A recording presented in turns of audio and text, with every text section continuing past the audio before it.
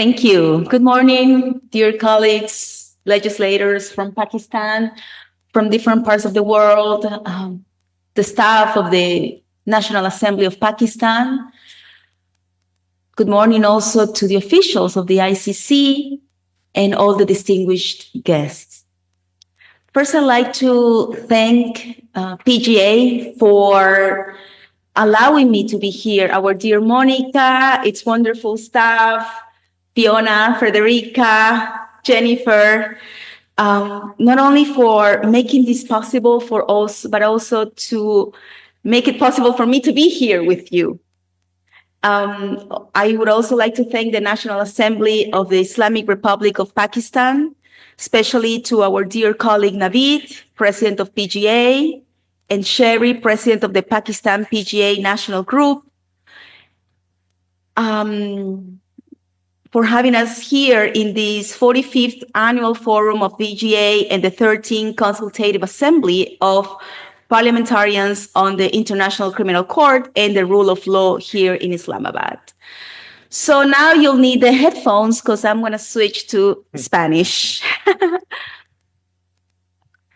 Estamos aquí para avanzar en el rol que desempeñamos los parlamentarios dentro de nuestras facultades legislativas en la lucha contra la impunidad de los crímenes más atroces contra la humanidad. Una tarea es crear leyes que promuevan la cooperación efectiva con la Corte Penal Internacional para asegurar que estos crímenes no queden sin castigo. Y es lo que hemos hecho en Ecuador, precisamente de lo que les voy a hablar. Cuando hablamos de derechos humanos, nos referimos a principios básicos que deberían guiar la convivencia humana. Sin embargo, la realidad es que estos derechos se violan a diario, como lo hemos conversado aquí en estos días, en Gaza, el Líbano, el Sahara Occidental, en Kashmir y en tantos otros lugares donde comunidades enteras son víctimas de genocidio y crímenes de lesa humanidad. A menudo estos crímenes son minimizados, silenciados o ignorados por los poderes mundiales. En Ecuador también enfrentamos serias violaciones de derechos humanos. Mi país en este momento atraviesa una grave crisis multidimensional, energética, de violencia, migratoria, de seguridad y de convivencia pacífica. Mientras estamos hablando, en mi país cortan la energía eléctrica por más de 14 horas al día. Después de que Ecuador en el 2016 fue el segundo país más seguro de América Latina con una tasa de homicidio de 5.83, hoy la tasa de homicidio en Ecuador es de 47 por cada 100.000 habitantes, lo que nos ha convertido en uno de los países más inseguros y violentos del mundo. En los últimos 3 años, alrededor de 2.000 niños han sido asesinados, la mayoría de ellos en manos del crimen organizado, es decir, casi 2 niños a diario. Aproximadamente 5 millones de personas viven en pobreza con menos de $3 al día, mientras cerca de 3 millones de personas sobreviven en pobreza extrema con menos de $1.60 al día. La economía de Ecuador es dolarizada. Estos problemas estructurales han provocado a miles a huir. 7 de cada 10 ecuatorianos se sienten forzados de emigrar en busca de trabajo, oportunidades y seguridad, lo que evidencia una sistemática violación a los derechos humanos de millones de mis compatriotas. Esta realidad que les estoy contando nos obliga a replantearnos cómo podemos, desde nuestros roles legislativos, no solo detener esta tragedia, sino también garantizar que todas las personas, especialmente las más vulnerables, reciban justicia, protección y reparación. Es por eso que los parlamentos debemos actuar, asegurándonos que existan leyes que velen por el cumplimiento de obligaciones internacionales en materia de derechos humanos. Y en el tema que hoy nos compete, que permitan cooperar con la CPI en la búsqueda de justicia y reparación. El proceso de gestación de la Ley de Cooperación entre el Estado ecuatoriano y la Corte Penal Internacional, que es casi como un hijo mío, mi segundo hijo, duró 1 año 7 meses, desde que lo presenté el 13 de octubre del 2022 hasta su publicación en el registro oficial el 16 de mayo del 2024, lo cual es un tiempo bastante rápido, considerando que durante este periodo la Asamblea Nacional fue cesada de sus funciones por 6 meses por decreto presidencial. Caso contrario, hubiera sido aprobada en plazos establecidos en la Ley de la Función Legislativa, que es aproximadamente un año. El 22 de diciembre de 2022, el proyecto de ley fue calificado por el Consejo de Administración Legislativa. Desde enero del 2023 fue tratado en la Comisión de Relaciones Internacionales y Movilidad Humana, y durante su construcción recibimos diversas voces y perspectivas, enriqueciendo el proyecto de ley con aportes de expertos, académicos, representantes de la sociedad civil y autoridades en el ámbito de derechos humanos. El primer informe lo discutimos en el Pleno el 5 de diciembre del 2023, seguido por el segundo debate en el Pleno el 14 de marzo de 2024, donde fue aprobado por unanimidad con 119 votos. Y los que somos legisladores sabemos que eso no sucede todos los días en un parlamento. El Ecuador firmó el Estatuto de Roma en 1998 y lo ratificó en el 2002, comprometiéndose a cooperar con la CPI.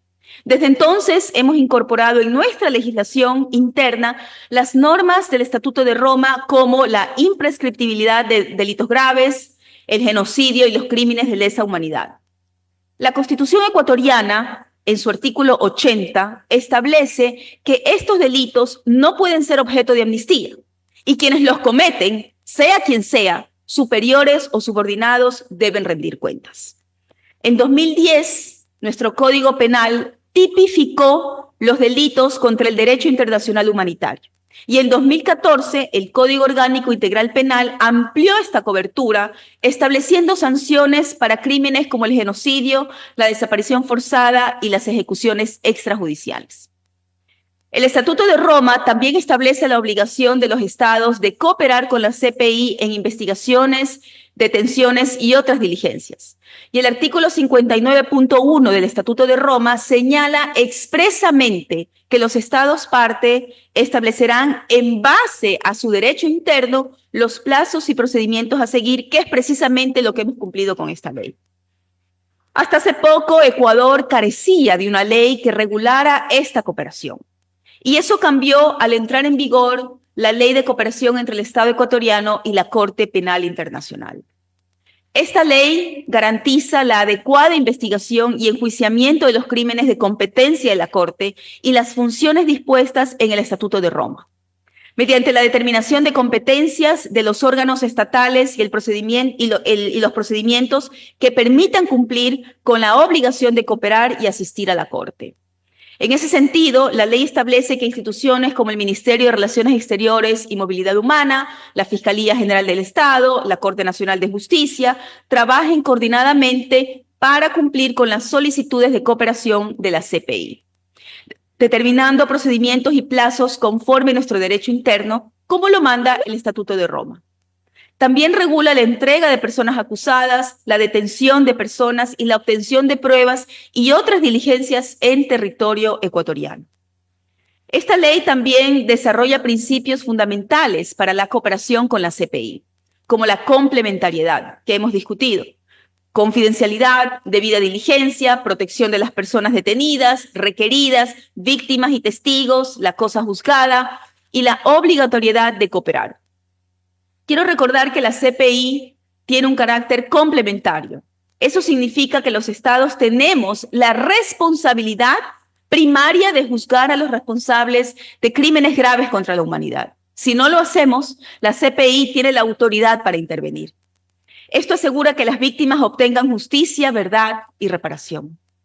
La aprobación de esta ley fue posible gracias al apoyo de Parlamentarios para la Acción Global. Big thanks. Y ahora puedo decir con orgullo que Ecuador ratifica su compromiso en la lucha global contra la impunidad. En Ecuador hemos demostrado que a pesar de la polarización y la persecución política constante que vivimos diariamente, el lawfare, el discurso de odio y la violencia política contra las mujeres, ha sido posible contribuir con el sistema internacional y su democratización, y hacia la universalización del derecho penal internacional en favor de las víctimas. Muchas gracias por su atención.